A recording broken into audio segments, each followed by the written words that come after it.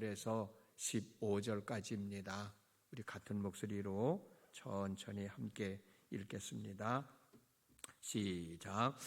총독이 바울에게 머리로 표시하여 말하라 하니 그가 대답하되 당신이 여러 해 전부터 이 민족의 재판장 된 것을 내가 알고 내 사건에 대하여 기꺼이 변명하나이다.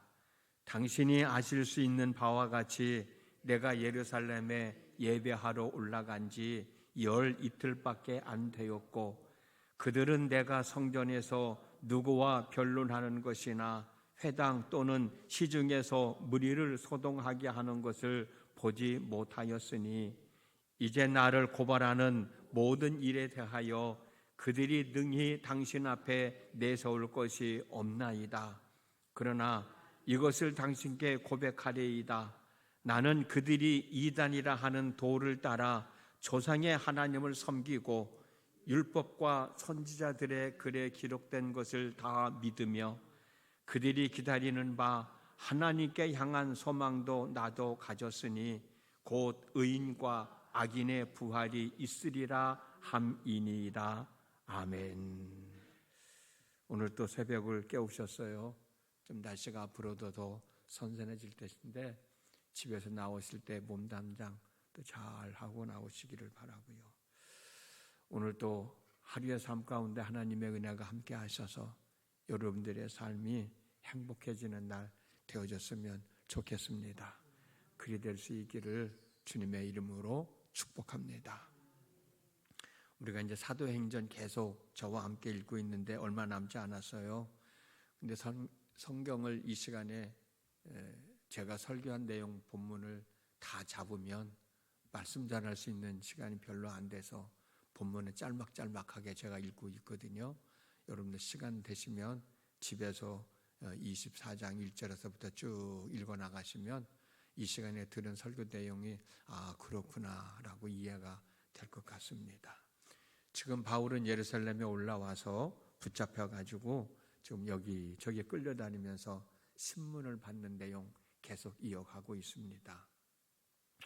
바울을 죽이지 않으면 밥을 먹지 않겠다는 사람들이 40여 명이나 있었다고 그랬잖아요.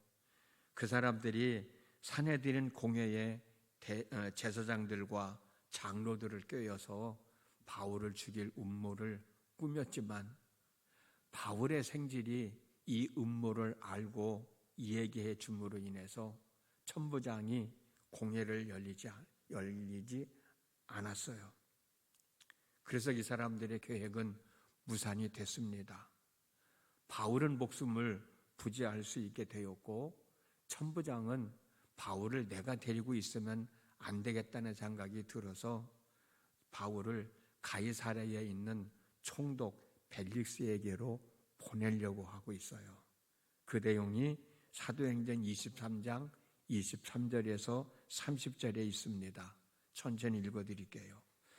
백부장 둘을 불러 이르되 밤 제3시에 가이사랴까지 갈 보병 200명과 기병 70명과 창병 200명을 준비하라 하고 또 바울을 태워 총독 벨릭스에게로 무사히 보내기 위하여 짐승을 준비하라 명하며 또 아래와 같이 편지하니 일러스되 글라우디오 루시아는 총독 벨릭스 가깝게 문안하나이다.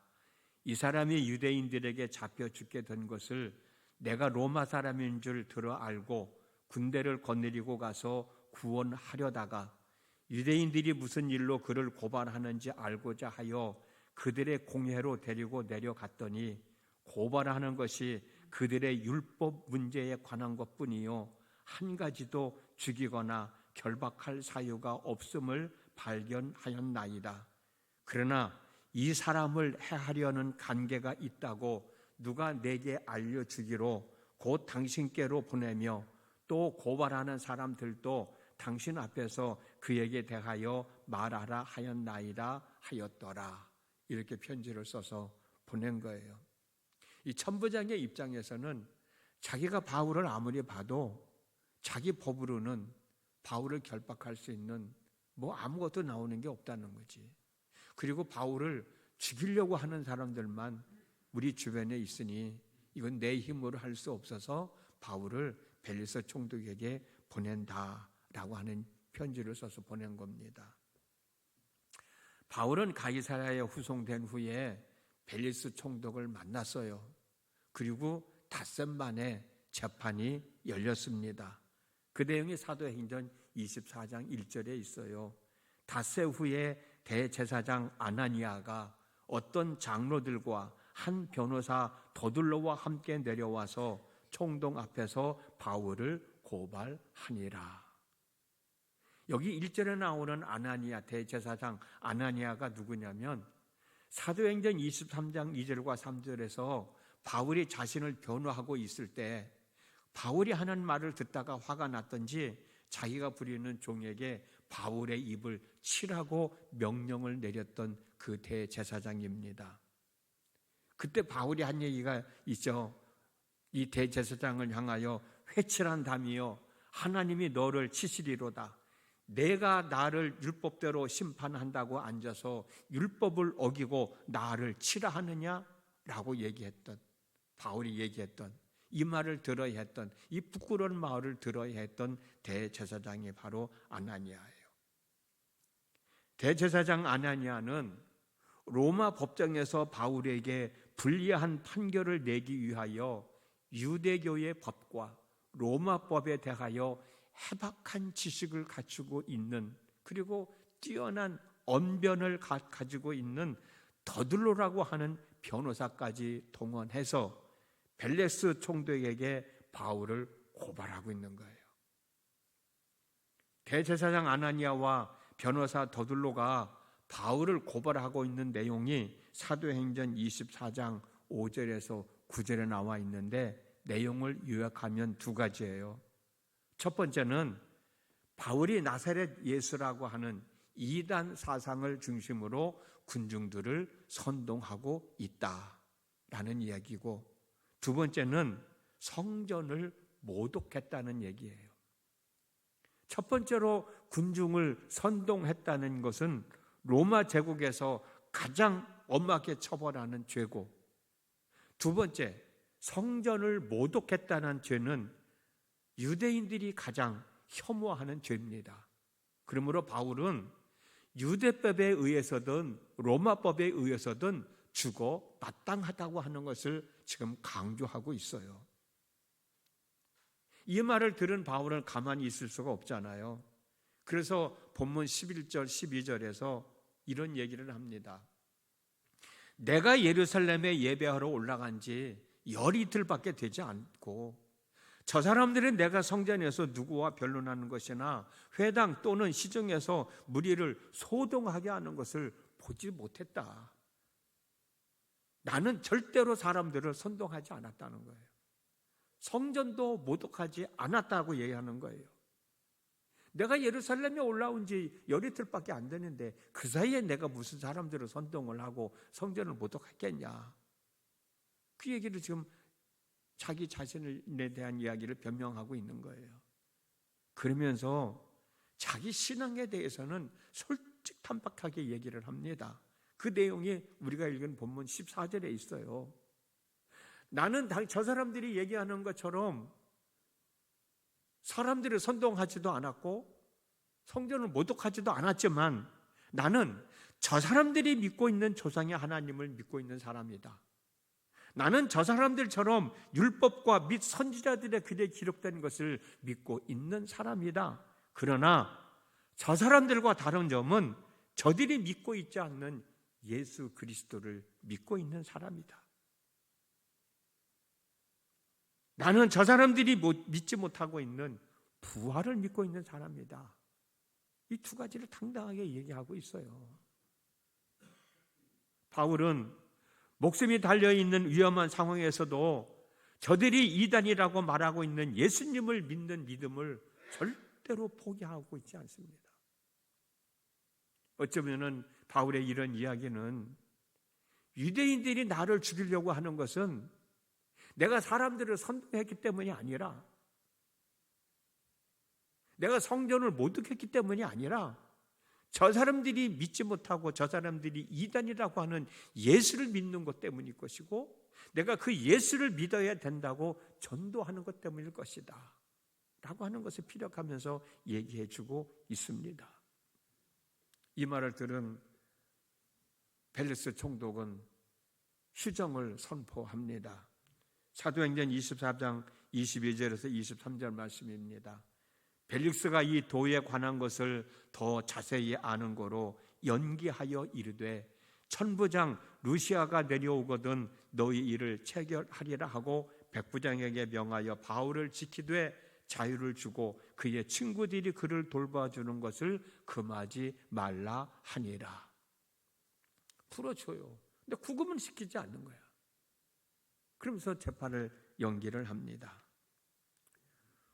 오늘 말씀 속에서 우리가 생각할 얘기는 뭐냐? 바울이 변호하는 내용 중에서 해당되지 않는 것은 해당되지 않는다고, 해당되는 것은 해당되는 것이라고 당당하게 이야기하는 바울의 모습을 닮은 삶을 살아갔으면 좋겠다라는 거예요. 나는 선동하지 않았다는 거지. 나는 성전을 모독하지 않았다는 거지. 그러니까 나는 성전을 모독하지 않았다, 사람들을 선동하지 않았다, 자기에게 해당되지 않는 것은 해당되지 않는 것이라고 당당하게 얘기하고 있어요. 인정할 수 없다는 거예요. 내가 사람들을 선동하지도 않았는데, 내가 성전을 모독하지도 않았는데 저 사람들이 나를 향해서 성전을 모독했다고 하니, 사람들을 선동했다고 하니 나는 절대로 거기에 해당되지 않는다, 당당하게 이해하고 있고요. 또 한 가지는 뭐냐면, 나는 예수를 믿는 사람이다. 나는 예수님의 부활을 믿고 있는 사람이다. 부활을 소망하고 있는 사람이다. 자기 자신의 신앙에 대해서는 또 확실하게 당당하게 얘기하고 있는 거잖아요. 이건 자기에게 해당되는 문제야. 나 예수 믿는 거, 나 예수 믿는 사람이야. 그 사람들이 이단이라고 하지만 내가 아는 예수는 이단이 아니다. 나는 그래서 그분을 믿어야 돼. 그리고 그분을 믿으라고 많은 사람들에게 이야기해야 돼. 이건 내가 해당되는 거니까 내가 하고 있다라고 당당하게 이야기하고 있다고 하는 거예요. 확실하게 밝혀야 할 자리에서 어정쩡하게 두리뭉실 넘어갈 생각을 하지 말고 당당하게 이야기할 수 있는 우리의 삶이 되어졌으면 좋겠다는 거예요. 잘못한 것이 있으면 잘못했다라고 확실하게 인정을 하고 용서를 구하는 삶 멋있잖아요.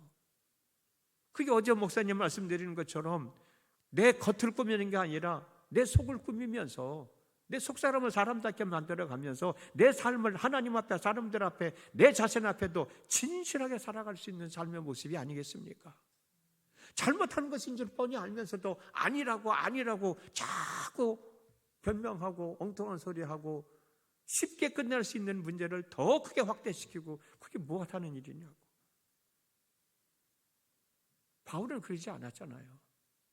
내게 해당되지 않는 것은 아니라고 확실하게 얘기했고, 내게 해당되는 것은 맞다고 얘기하고, 그런 삶의 모습을 보여주면 얼마나 좋을까.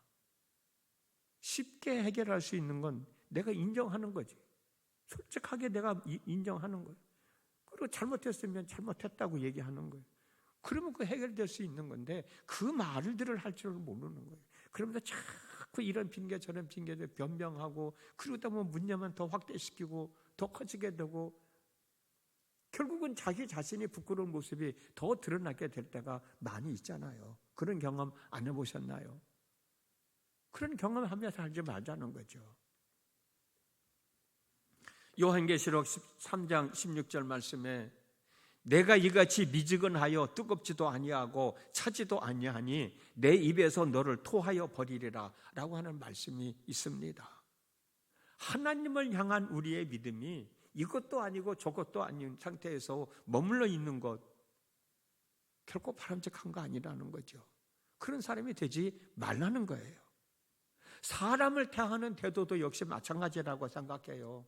나 자신의 안위를 지키기 위해서였기 때문이겠지만 그래도 나 자신에게 솔직해야 되잖아요. 나 자신에 솔직해야 되잖아요.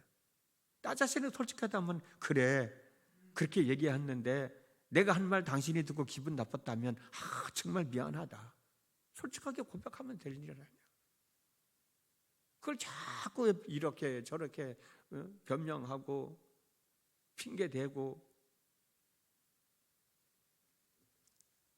사람에 대하는 태도도 진실되게 대하는 모습이요. 그 모습이 얼마나 아름답습니까? 잘못되었으면 잘못되었다고 고백하는 거예요. 바울이 오늘 많은 군중들 앞에서 자기를 신문하고 있는 사람들 앞에서 당당하게 이야기했듯이 우리도 거짓이 없이 나 자신에게 더 진실된 모습으로 살아가면 오늘 하루의 삶이 얼마나 복 있는 삶일까? 오늘 하루의 삶이 얼마나 행복한 삶일까? 한 번쯤 기도해 보면서 용기를 내야 할 때는 용기를 낼 수 있는 사람이요. 그 용기라는 게 뭐냐면 내 잘못을 인정하는 용기예요. 내가 사실은 그런 의미로 한 것이 아니었는데 내가 한 것 때문에 당신이 그렇게 마음이 상처를 입었다면 정말 미안하다. 그 말 할 수 있지 않겠느냐는 거죠. 나는 언제 어디 가서든지 예수 믿는 사람이다. 나는 예수 믿는 사람이기 때문에 그렇게 행할 수밖에 없었다. 얘기할 수도 있는 거겠죠. 오늘 이런 마음가짐을 가지고 오늘 하루의 삶을 살아간다면 우리의 삶 속에서 하나님이 역사하시고 그 역사하심 때문에 더 기뻐하고 즐거워하고 감사하고 행복해하는 일이 더 많아질 것입니다. 그 삶을 누리는 저와 여러분의 삶이 되어졌으면 정말 좋겠습니다. 기도합니다. 바울이 신문을 받는 과정에서도 자기 자신에게 해당되는 것은 해당된다. 그러나 해당되지 않는 것은 아니다. 당당하게 이야기했던 모습 우리가 담고 싶습니다. 우리는 때로는 내가 행했음에도 불구하고 그것을 숨기려고 거짓으로 또 말을 하게 되고 또 이러한 핑계 저런 핑계를 대고 합리화시키면서 쉽게 해결될 문제도 더 크게 확대되어지는 그런 경우도 많이 있었는데 오늘 바울의 모습을 보면 그런 우리의 삶이 얼마나 부끄러운 삶이었는가를 다시 한번 깨달아지게 됩니다.